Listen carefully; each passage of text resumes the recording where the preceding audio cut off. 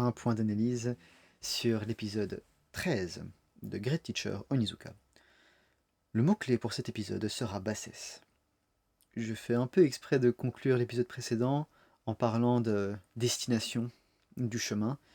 Donc je fais une suite directe à ça.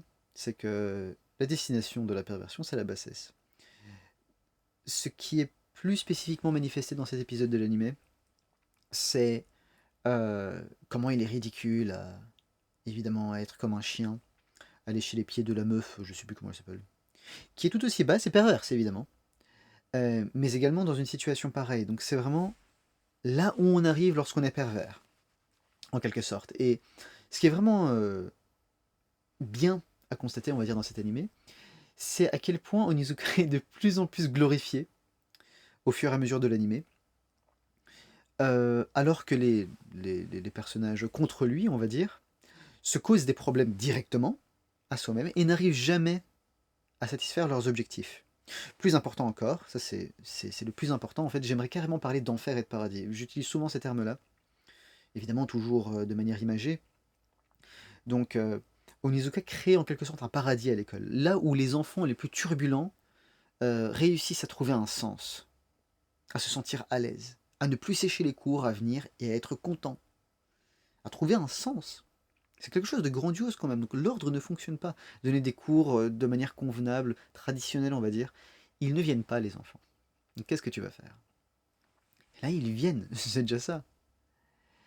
Et à côté, l'enfer, et là je vais plus parler spécifiquement de l'enfer, c'est quelque chose, d'ailleurs ça résonne avec bassesse, puisque traditionnellement, on va dire typiquement, le paradis c'est les cieux, heaven en anglais, alors que euh, l'enfer c'est underground, n'est-ce pas? Donc il y a cette idée que c'est en bas.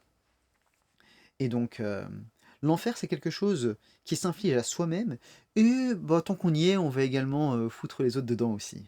L'enfer, c'est une chose pareille.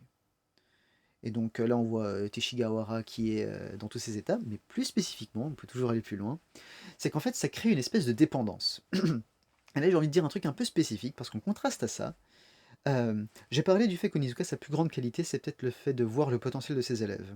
Il a une autre très grande qualité, mais qui est un peu plus subtile, et à développer aussi. Voilà, mais je le dis juste ici. Et c'est dans ces épisodes justement qu'il dit à Teshigawara que être prof c'est sympa. À la fin du mois, t'as ton salaire.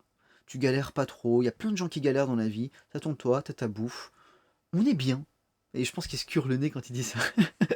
Donc, euh, c'est ça qui est bien avec Onizuka. Ça, c'est très spécifique, c'est que c'est un personnage sans but. Bon, c'est bizarre dit comme ça, mais je veux dire sans but ultime dans la vie. Je veux dire, c'est pas Son Goku qui veut battre Freezer pour sauver la Terre. C'est juste un prof. Et d'ailleurs, on le lui reproche, hein, t'es juste un prof de merde qu'on lui dit. Ouais, mais c'est le meilleur prof, hein. Mais c'est juste un prof. Et c'est ça qui est bien avec GTO, comparé par exemple à Ken le Survivant. Là où Ken le Survivant, pour moi, c'est la vie. GTO, c'est la vie dans laquelle on est actuellement. Ken le Survivant, c'est plus transcendant, on va dire. C'est un peu traditionnel, évidemment. Mais là, à cette époque, en fait, Ken le Survivant, c'est dans le chaos, dans un monde chaotique, et GTO, c'est un monde où il y a trop d'ordre. Et justement, Kenshiro va ramener l'ordre dans le chaos, alors que Onizuka va, euh, va essayer d'infiltrer le système dans le sens où il y a trop d'ordre en fait, où les gens sont submergés, ils n'en peuvent plus. Les gens ne sont plus libres. L'ordre, c'est pas nécessairement une bonne chose, j'en ai déjà parlé. Avec son chaos, en changeant la tradition. Et ça, c'est plus la vraie vie. Parce que dans la vraie vie, les gens, ben, ils n'en peuvent plus. Et ils veulent pas nécessairement sauver le monde. Mais tu peux trouver un objectif, quelque chose auquel tu tiens, euh, dans un contexte pareil. Et ça crée le paradis. Et alors que Onizuka, il est dans des situations pas possibles et il peut souffrir, il est quand même heureux. Et tout le monde autour est heureux. Ça, c'est le paradis. Alors que l'enfer, c'est quelque chose qui s'inflige à soi-même et aux autres. Et ça, c'est le mal à combattre. Et donc, c'est vraiment une pathologie parce que ça crée des dépendances aussi. Et ça, c'est la dernière chose que je vais dire. C'est que Onizuka, autant qu'il est, ça je voulais le dire, aussi pervers qu'Onizuka a l'air d'être, il est puceau. C'est ça en fait. Et ça j'en ai déjà parlé, c'est que Onizuka, spécifiquement, c'est le chaos mental. Ça rejoint le fait de voir le potentiel de ses élèves. D'accord? Donc c'est l'imagination. Il est extrêmement créatif.